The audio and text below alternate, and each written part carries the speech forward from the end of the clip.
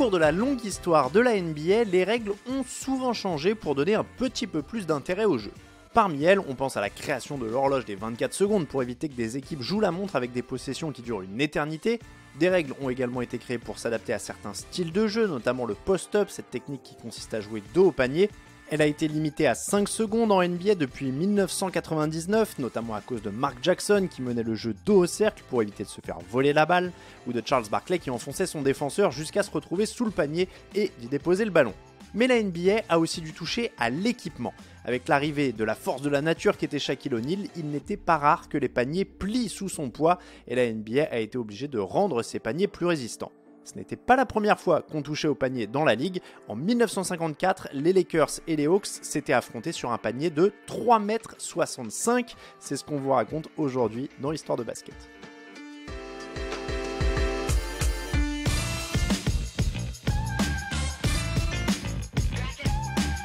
« 60, c'est le nombre de centimètres ajoutés à la hauteur réglementaire ce 7 mars 1954. De 3,05 m, la hauteur du cercle est montée à 3,65 m. En quel honneur? Un coup de Trafalgar de l'équipe qui reçoit? Pas vraiment. Au milieu des années 50, la ligue n'est pas la NBA florissante que l'on connaît aujourd'hui. Le sport universitaire, la NCAA, est alors une énorme concurrence pour la NBA. Il faut dire que les Américains sont très attachés à leur université et cela leur permet de soutenir l'équipe locale. Mais ce n'est pas tout. Le basketball est un sport de grands et les intérieurs dominent outrageusement la ligue en ces temps-là, beaucoup plus qu'actuellement. Alors une idée germe dans les différentes ligues de basket, celle de rehausser le panier de plusieurs centimètres, histoire de freiner la domination des joueurs les plus grands, dont le stratagème était de reculer sous le panier afin de trouver le tir le plus proche et donc le plus facile possible. La NCAA songe déjà à l'idée d'élever la hauteur du panier. Les coachs universitaires ont même programmé un vote sur la question durant courant mars 1954. Mais la NBA prend les devants et programme l'expérimentation. C'est ce qui s'appelle couper l'herbe sous le pied de la concurrence. Pour faire ce test grandeur nature, la ligue compte sur les Minneapolis Lakers et sur les Hawks qui sont alors à Milwaukee. Portés par George Mikan et Jim Pollard, les Lakers sont la grande équipe du moment. Ils sont sur 6 titres en 7 saisons. Reste à voir s'ils seront aussi dominants avec un panier 60 cm plus haut.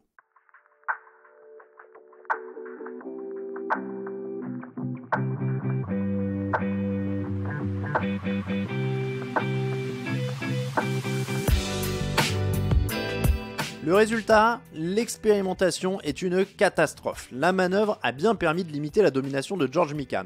Le pivot termine à 2 sur 14 au tir. Mais elle a eu des effets imprévisibles. Évidemment, les shooters extérieurs se sont retrouvés pénalisés. Mais le fait de placer le panneau plus haut augmentait surtout le temps de chute du ballon pour le rebond.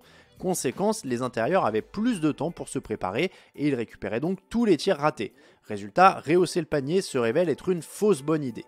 L'ailier fort des Lakers, Vern Mikkelsen, l'explique. Ça n'aide pas les petits joueurs, ça m'aide moi et les rebondeurs costauds parce que ça me donne un dixième de seconde supplémentaire pour me placer au rebond. Personne n'arrivait à rentrer un tir, avait commenté John Kundla, le coach des Lakers. Les mauvais shooters sont ceux qui en ont mis le plus et les intérieurs récupéraient toujours le rebond. Les Minneapolis Lakers s'étaient tout de même imposés 65-63 devant leur public dans un match avec beaucoup de tirs manqués qui s'est surtout joué sur la ligne des lancers francs. Bilan des courses, les Hawks terminent à 26 sur 82 au tir dans ce match et les Lakers à 22 sur 77. Les Lakers se sont montrés beaucoup plus réalistes avec 21 lancers francs convertis sur 31, lorsque les Hawks ne finissent la rencontre qu'à 11 sur 25. Il faut rappeler que le panier était plus haut aussi pour les lancers francs.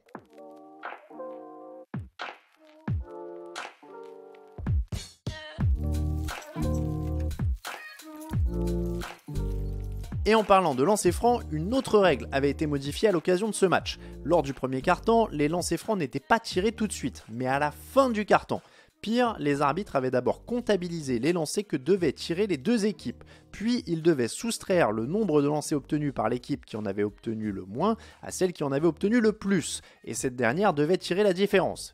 Admettons par exemple que les arbitres aient octroyé 5 lancers aux Hawks et 8 aux Lakers, ces derniers en auraient tiré 3 à la fin du premier quart-temps.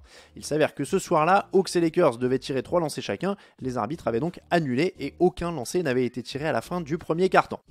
Lors du troisième quart, la NBA innove encore au lancer. Rebelote, on ne tire aucun lancer pendant la période, mais cette fois-ci, aucun lancer n'est annulé et ils seront tous tirés à la fin du troisième quart. Les Hawks n'en convertissent que 3 sur 10 lorsque les Lakers font mouche avec un 4 sur 4 de George Mikan et Wittes Skog qui rentre également le sien sur ce panier à 3,65 m. Pour en revenir à la hauteur du panier, 13 ans plus tard, en 1967, la NCAA essaiera aussi de jouer un match avec un panier à 12 pieds de haut, c'est-à-dire 3,65 m. C'était lors d'un match amical de l'université de Syracuse que l'expérimentation avait eu lieu. Là encore, ce fut une catastrophe monumentale et depuis, plus personne n'a retenté l'expérience. Plus personne, ou presque, parce qu'à l'occasion du concours de dunk du All-Star Game de 2007 puis de 2008, Dwight Howard avait voulu pimenter l'épreuve en proposant de placer le panier à 3,65 m, histoire de prouver qu'il pouvait dunker à toutes les hauteurs.